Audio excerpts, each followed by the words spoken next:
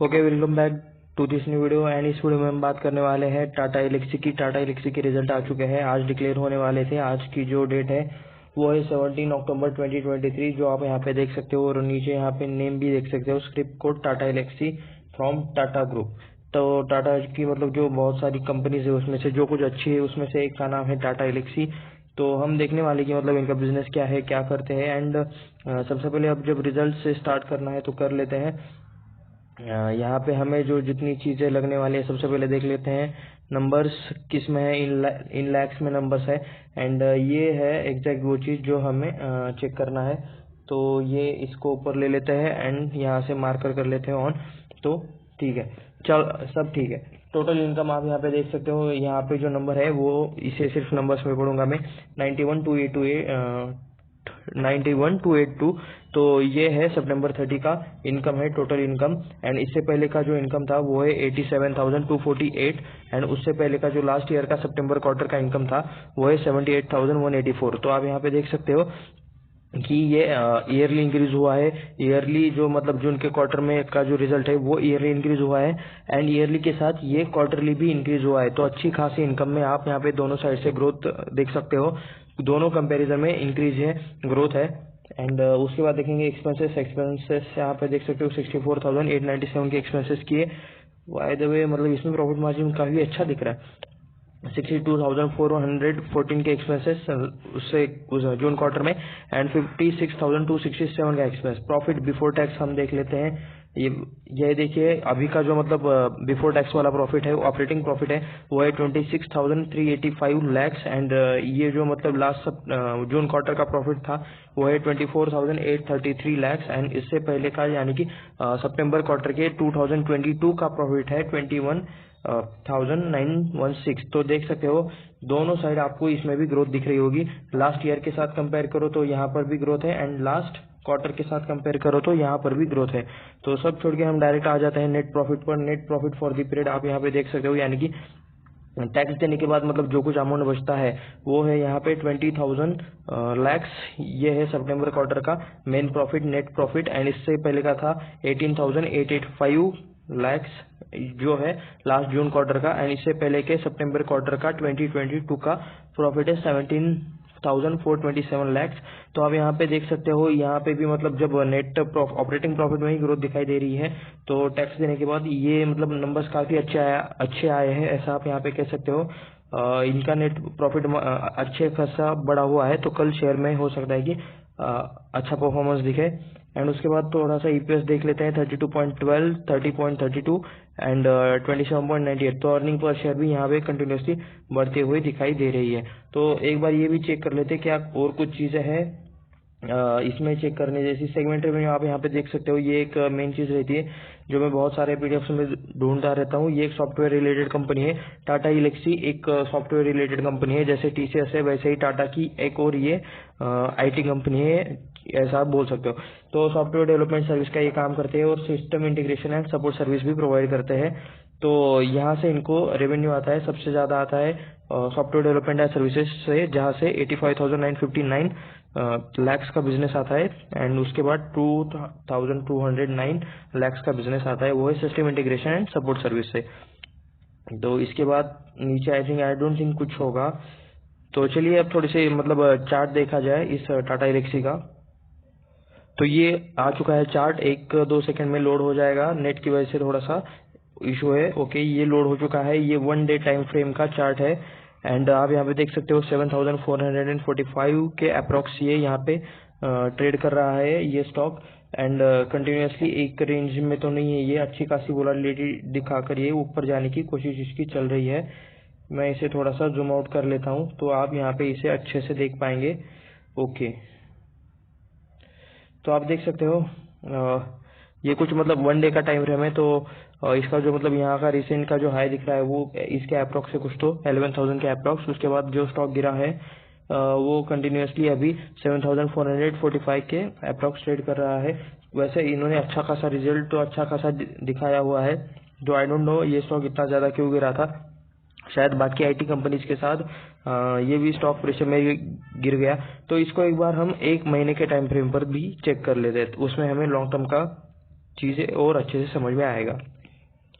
Okay, आप यहाँ पे देख सकते हो जस्ट अमेजिंग 1999 से यहाँ पे डेटा अवेलेबल है एंड मतलब आप यहाँ पे देख सकते हो इस एक रेंज में मतलब यहाँ पे था स्टॉक एंड कंटिन्यूसली मतलब ये बहुत भागा है। कहाँ से भागा है ये 2020 के बाद, मतलब 2020 में जो क्रैश हुआ था उसके बाद से ये स्टॉक बहुत ज़्यादा भागा है।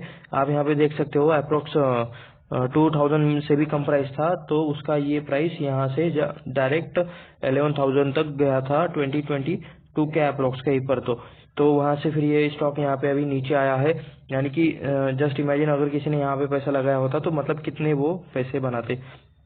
एक पूरा ये वन साइड रैली इसने दिखाया है एंड उसके बाद अभी ये थोड़ा सा इस नीचे की रेंज में कंसोलिडेट कर रहा है।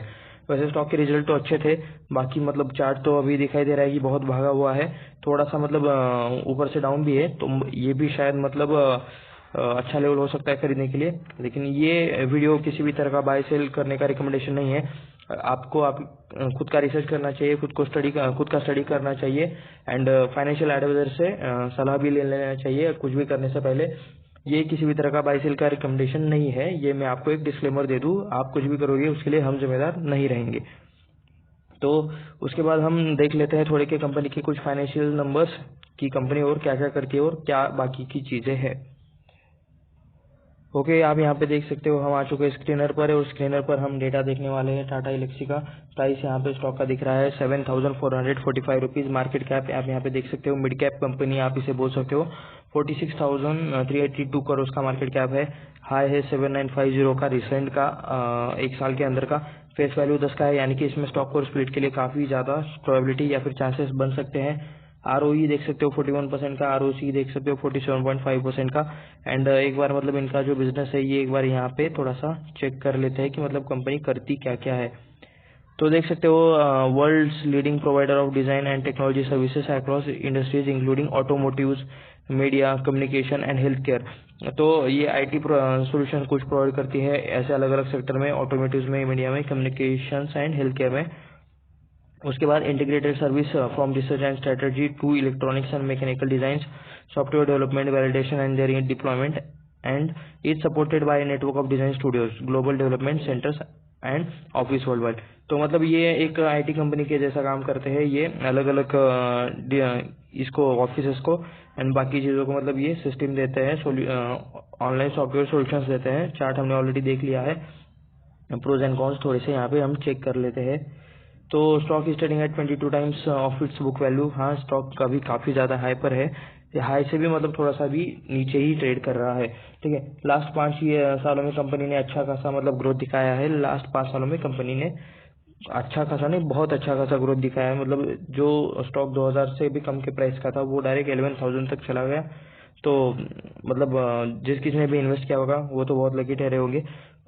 उसके बाद क्या होगा यहाँ पे, वैसे हम ऑल टाइम रिटर्न्स और बाकी के 6 महीने के रिटर्न्स, 5 साल के रिटर्न्स, ये सारे देखने वाले हैं आगे इस वीडियो में।